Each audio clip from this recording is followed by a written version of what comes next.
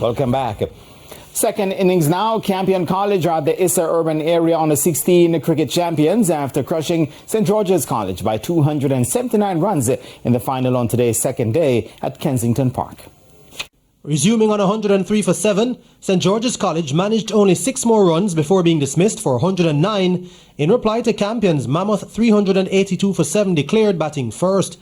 Giovanni Gray top scored with 70 for St. George's, while Mikel Francis made 22 against 3 for 17 from Zachary Taylor and 3 for 33 from Antoine Campbell.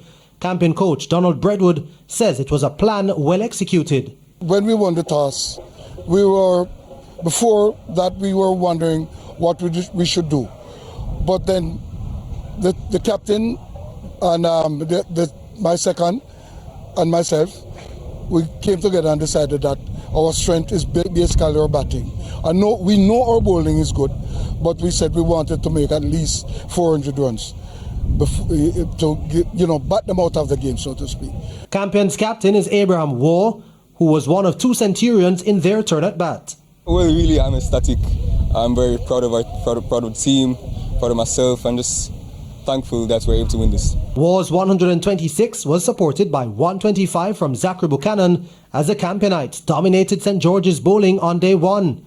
Campion coach Breadwood says the team wants to use this as a stepping stone for bigger things. We intend to go to the next level, next year for the under 19. So we are working hard as ever, training hard as ever, and try to keep our program as intense as possible. Campion now await the winner of the Stets versus Manchester High clash for the All-Ireland final. Jordan Fort, TVJ Sports.